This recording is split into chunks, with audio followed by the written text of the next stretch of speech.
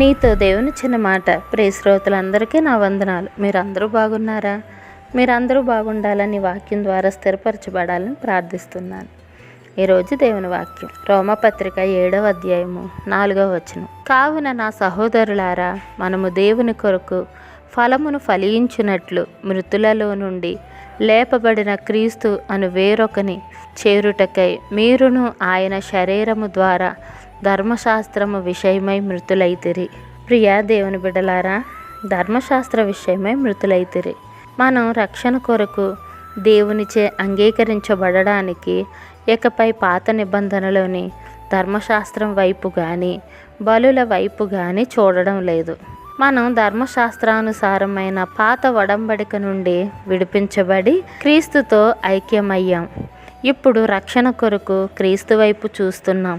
మనం తప్పక క్రీస్తును నమ్మాలి.